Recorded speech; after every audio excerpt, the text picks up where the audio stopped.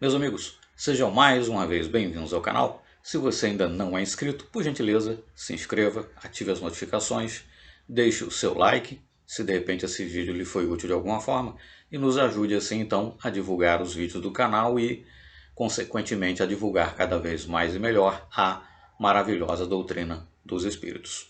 Nós estamos começando então o segundo vídeo, são dois, dividimos em duas partes, para não termos um vídeo muito longo, trazendo aqui alguns excertos, trazendo alguns comentários do livro A Vidente de Prevost, de autoria do Dr. Justinus Kerner. Né?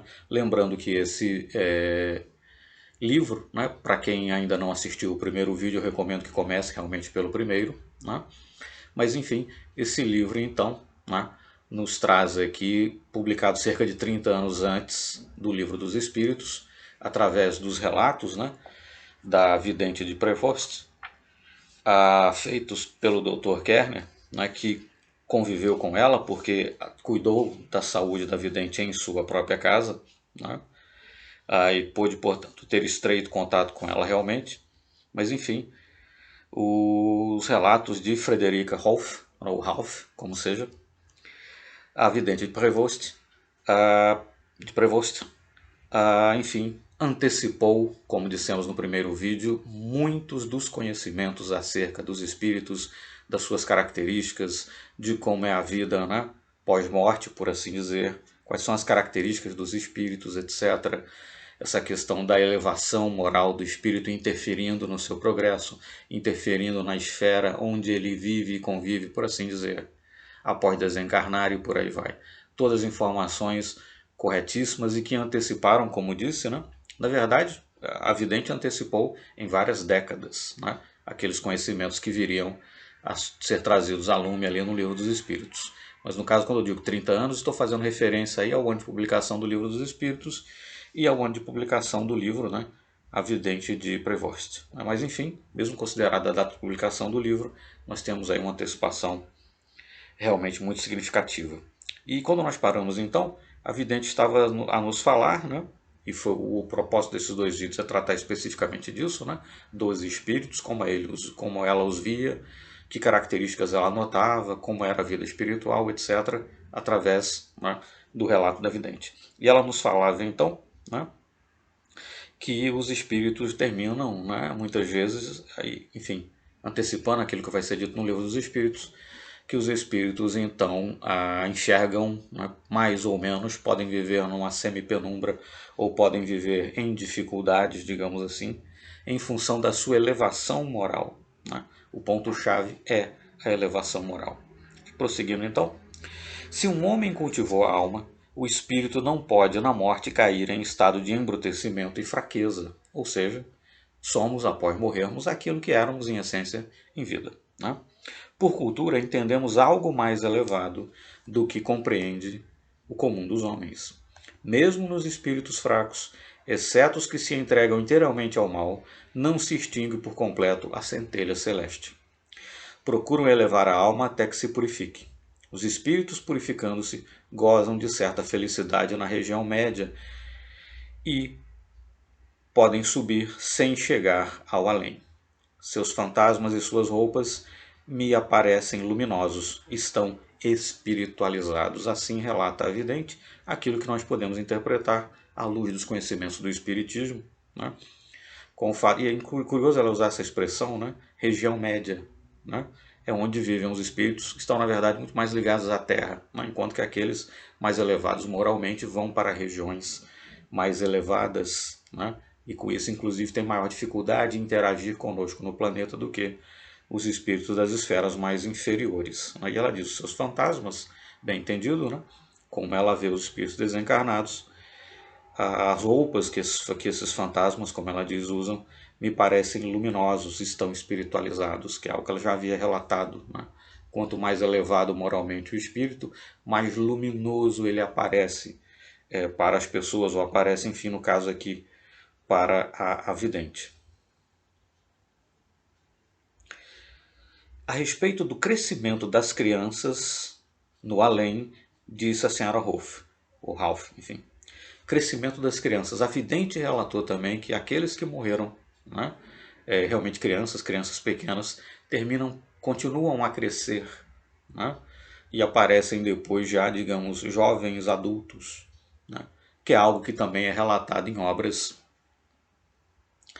da doutrina espírita, é relatado em obras de Bozano, outras mais, né? Enfim, e que é mais um conhecimento a mais que a vidente aqui também antecipa. Então a vidente disse o seguinte: perguntei um dia a um fantasma, um espírito desencarnado, bem entendido, né? Se os seres humanos crescem depois da morte, porque vi alguns mortos na primeira infância que me pareciam ter crescido. Ele, esse espírito com quem ela conversou, respondeu: sim, quando são levados da terra antes de terem atingido todo o crescimento. A alma amplia o seu invólucro até que tenha atingido o talhe necessário. Ela é tão brilhante nas crianças como nos bem-aventurados. Como lhe perguntasse se as faculdades das crianças ficam incompletas ou se desenvolvem depois da morte, respondeu que se desenvolviam por meio do fluido nervoso aderente à alma, né?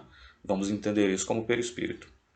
Mas que não podíamos imaginar o poder e a pureza dos santos que conservaram o que o Pai lhes concede e que não se tinham envelhecido por palavras e atos. Quando ela diz aqui santos, está falando evidentemente de espíritos superiores. Quer dizer, de novo, a mesma conclusão, né? Quanto mais elevado o espírito, quanto menos o indivíduo se entrega a más ações, a más palavras, etc., né? Mais o espírito se eleva, melhora a condição do seu espírito uma vez que ele desencarne, né? E ele vai aparecer a vidente, por exemplo, como um espírito mais luminoso, né? E a sua evolução será mais fácil. Continua ela: os homens, entretanto, não devem desejar a morte na infância, porque uma vida onde se seguem as leis divinas assegura um estado ainda mais feliz. Aquilo que a doutrina espírita vai, enfim, atestar depois, né? Estamos aqui para progredir, para evoluir, de forma tal que viver, né, é sempre preferível a fugir da vida, né?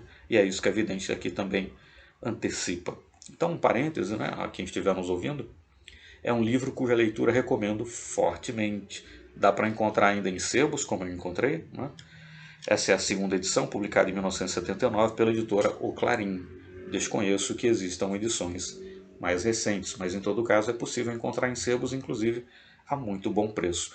Uma obra fenomenal, como disse, né? Na verdade antecipa em mais tempo do que isso, mas considerada apenas a data de publicação do livro, o ano de publicação dos livros, antecipa em cerca de 30 anos muitas informações valiosas que só vão aparecer depois no Livro dos Espíritos, né? Bom, repetindo aqui, dando sequência, os homens, entretanto, não devem desejar a morte na infância, porque uma vida onde se seguem as leis divinas assegura um estado ainda mais feliz. Que pureza e que elevação alcançaríamos, mesmo na terra, se não debilitássemos a alma com palavras, atos e pensamentos? Diz ela. E justamente, né? Mesmo na terra podemos evoluir muito, progredir bastante, né? Se não debilitarmos, para utilizar a palavra que ela usa, né? A alma com palavras, atos e pensamentos. Purificaríamos o corpo e exaltaríamos as nossas faculdades. Então, há informações realmente valiosíssimas, né? Que a vidente traz, né? É curioso notar que muitos dos espíritos com os quais ela falava, né, pediam que ela orasse com eles, eram sempre orações, né, da Igreja Católica, etc. E aí o tradutor, o eminente, né, Carlos Embaçaí, nos faz uma observação aqui na nota de rodapé, na página 108. Vemos aqui que os espíritos mantêm no espaço a sua crença. Os comunicantes, educados na fé cristã, apresentam-na como elemento necessário de progresso. Quer dizer, o fato de que os espíritos comunicantes pedem orações, isso e aquilo outro, enfim, atesta que eles mantêm, após o desencarne, as crenças que possuíam quando encarnados, né? Isso é fato. Então, com isso findamos o capítulo 2 e vamos pegar só um pedacinho do capítulo 3, que também diz respeito ao tema, né? O propósito aqui não é, como fizemos com outros livros, trazer realmente excertos ao longo do livro, etc. Vamos ficar aqui realmente nesses dois vídeos com o tema Os Espíritos, né? como a vidente os via, né? Daí ser vidente, enfim, né? Era médium vidente, mas era médium audiente também, né? E conversava com os espíritos, dialogava com eles, enfim, isso trouxe uma série de informações sobre os espíritos. Qual é a aparência deles, o que eles pensam, o que eles sentem, o que eles necessitam para se elevar moralmente, e por aí vai. E tudo em absoluta concordância com aquilo que posteriormente a doutrina espírita irá confirmar. Mas aí então mais informações aqui na sequência. Nos diz então Justinus Kerner: a faculdade de ver espíritos, que se encontra desenvolvida em tão alto grau na Sra. Rolf, foi verificada mais ou menos em muitos outros membros de sua família, especialmente seu irmão. Seu filho, que tinha apenas 3 anos, deu também incontáveis provas de que possuía essa faculdade. Muitas eram advertidas da presença dos espíritos, muitas pessoas, por uma sensação de fraqueza ou ansiedade. Os que dormiam no quarto da Sra. Rolf eram impressionados frequentemente durante o sono por esses visitantes espirituais e contavam o sonho ao acordar. Assim, vida espiritual, sonho, sono, morte, tudo parecia mesclado. Acreditava a Sra. Rolf que uma pessoa que, ordinariamente, não tinha a faculdade de ver espíritos estava mais disposta ao fenômeno durante o inverno que no verão. Em suma, durante essa estação, a vida da Terra é mais intensa que depois do período entre o Natal e a Epifania, o que deixa supor que esse tempo é mais propício às aparições. Os espíritos podiam ser ouvidos por pessoas de diversas condições, de modo acidental, nunca quando eram esperados. Os sons pareciam leves pancadas nas paredes, na mesa, na cama e por vezes no ar. Eram ainda um amarfanhar de papéis, o rolar de bolas, o ruído de passos. Frequentemente, e sobretudo quando um espírito trevoso estava prestes a aparecer, de que esta história dará exemplos, ouvia-se o ruído da projeção de areia combinada com a queda real da substância, como, por exemplo, um pedaço de limão. Também eu vi certa vez, diz Justinus Kerner, um espectro no momento em que a Sra. Rolf tinha os olhos sobre ele. Seus contornos não me eram bem distintos. Fez-me o efeito de uma coluna de vapor ou de uma nuvem com a figura de um homem. Ele estava ao pé do leito da senhora e ela lhe falava em voz baixa. Quanto mais sombrio o espírito, mais fácil parecia a produção dos ruídos, o que a Sra. Rolf explicava pela maior aderência do fluido nervoso. Então, quanto mais inferior o espírito, mais próximo, à Terra, muitas vezes espíritos realmente sombrios, mais facilidades eles tinham de produzir ruídos, de produzir efeitos físicos. Esse fluido invisível, a chamou aqui de fluido nervoso, poderíamos entender como perispírito, a sua composição, mas enfim. Esse fluido invisível, que ela chama de fluido nervoso, para nós é um dos poderes da natureza, se não física, pelo menos orgânica. Sem ele, nossos músculos não passariam de carne morta. Dele vem a nossa energia, sem o que não produziríamos a mais leve contração muscular. É o impulso do fluido nervoso através de nossas fibras que produz a contração. Enquanto ligado ao nosso corpo, o fluido não se pode manifestar. Logo que somos libertos, ele produz os efeitos sensíveis ao mundo da inteligência e da matéria por meio de uma substância tomada à atmosfera. E assim se resolverá a questão de como um espírito pode produzir sons. A descrição toda aqui nos faz lembrar, sem dúvida alguma, daquilo que Kardec chamará de perispírito.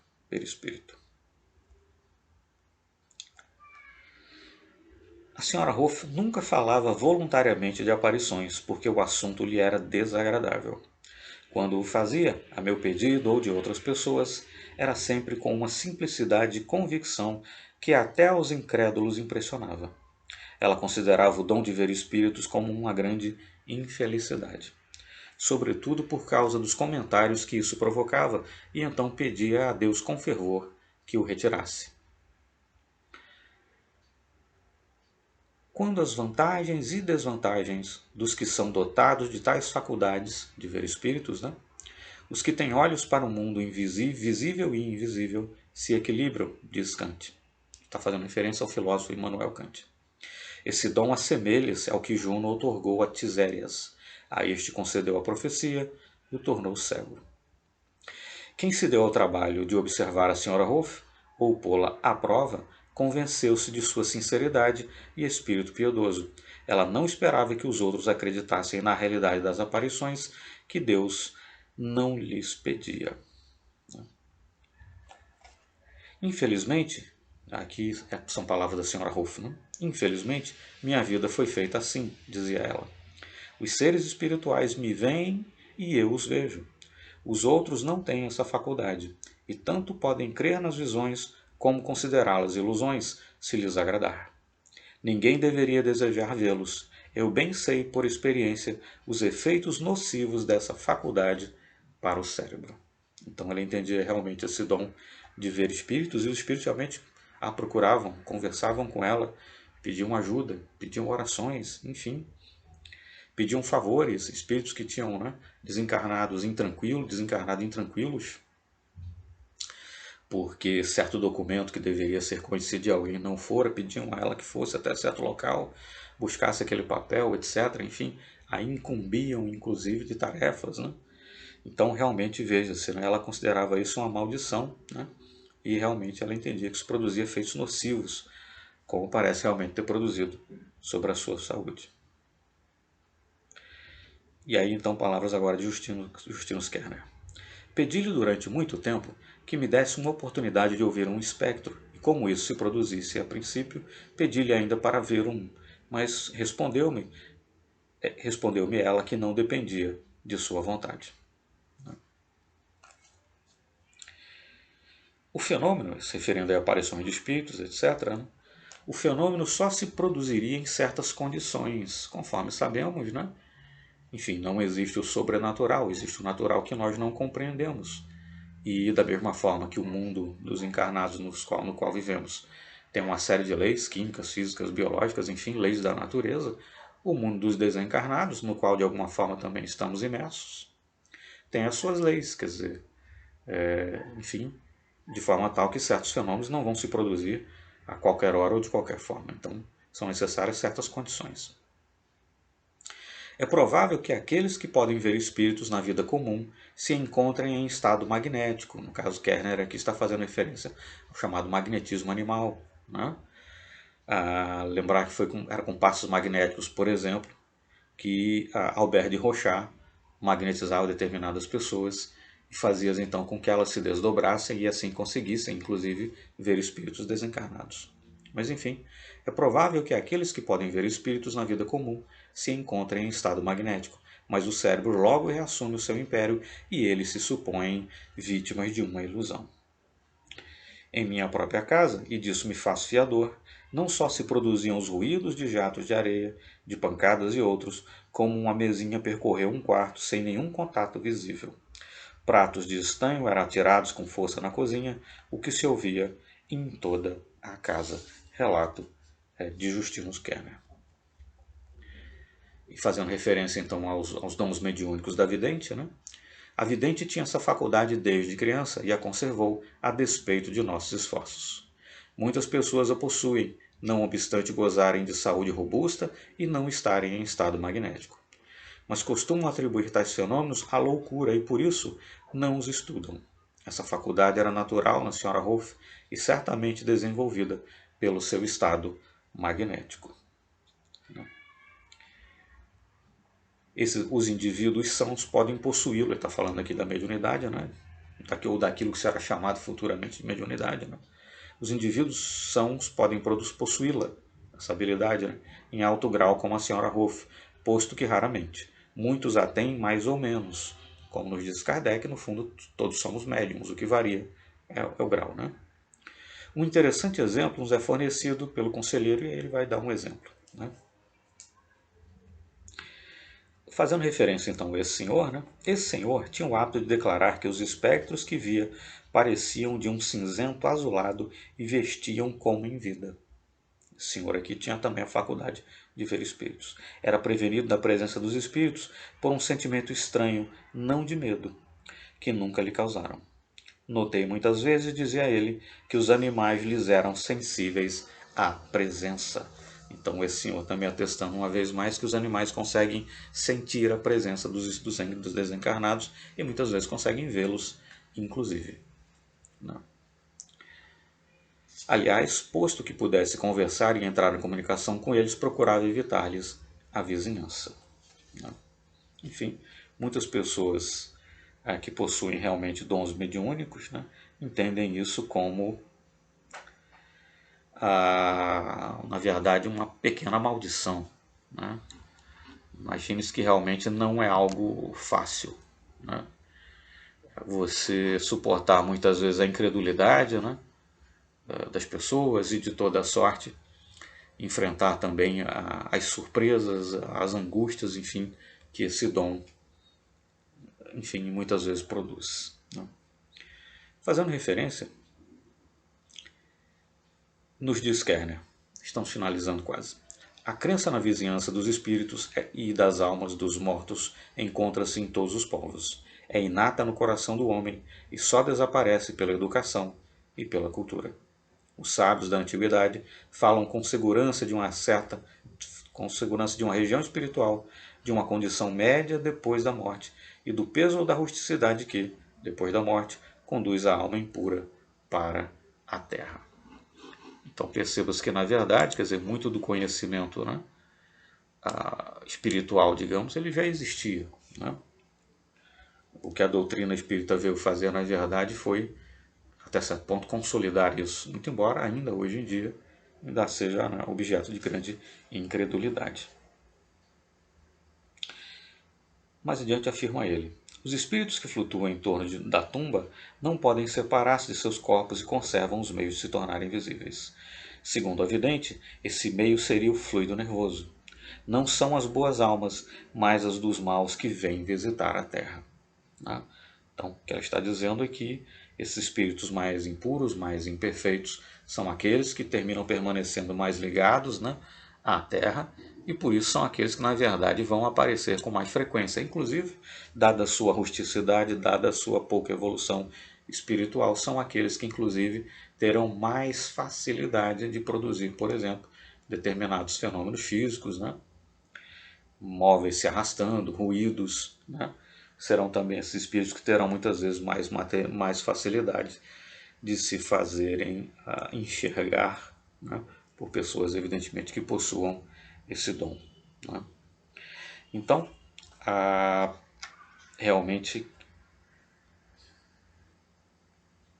a vidente aqui, né, nos antecipa, enfim, uma vez mais, uns tantos conhecimentos. Mas mais adiante, agora sim nos aproximando mais do final, o fluido nervoso não deve ser confundido com as substâncias imponderáveis e principalmente com as ponderáveis. É um agente superior às forças químicas e físicas e, quando livre, estas não lhe podem resistir e ele, ao contrário, pode fazer delas seu instrumento. A vidente tinha razão em representar os espíritos da região média como mais ignorantes do que o eram em vida. Arrancadas as ataduras e dependências do mundo, onde estava toda a sua ciência, só conservam suas últimas aspirações, sem o meio de realizá-las e com a lembrança de suas faltas. É natural supor que os semelhantes se atraem. Assim, quando é geral a ignorância das coisas espirituais, não há meio de instruir. O mal, separado do bom, deve arranjar-se por si próprio e resgatar o tempo perdido na terra por um esforço 10 vezes maior. A lei moral das penas e recompensas futuras é tão precisa como as leis físicas deste mundo. Afirmações de Justino Kerner a partir de constatações, né, que pôde fazer observando a vidente de Prevost e com ela conversando, enfim, adquirindo, né, ampliando seus conhecimentos acerca do mundo espiritual. O último parágrafo aqui do capítulo, na página 125, serve como um bom arremate para nós. Bem sei, diz Justino Kerner, que não é a presente geração, mas as vindouras que caberá o estudo sério e a crença. Estas revelações que vêm perturbar os espíritos sensuais e mundanos são mal vistas e não terão qualquer probabilidade de ser aceitas. E eu tenho a consciência do desdém a que me exponho, relatando-os. Não me atemorizo, porém, e concluo pedindo aos homens que vejam seu futuro destino fielmente reproduzido na lamentável situação desses espíritos infelizes, que, vergados ao pesado fardo de crimes que trazem nos ombros, introduzem-se entre nós e procuram avisar-nos antes que seja tarde. Então Kerner previu muito bem, né, a incredulidade da qual o Espiritismo até hoje, na verdade, ainda é vítima, e a necessidade de nos aperfeiçoarmos, porque os espíritos infelizes que, por exemplo, a vidente de Prevost ouvia, com eles entabulava conversações, deixavam claro o seu estado de infelicidade, e que essa infelicidade, essa pouca evolução, era fruto, por certo, e consequência das suas más ações ou da sua inação enquanto estavam encarnados. Nos inspiremos então e melhoremos a nossa conduta. Muito obrigado. Renovo aqui o pedido para que você se inscreva. Até o nosso próximo vídeo.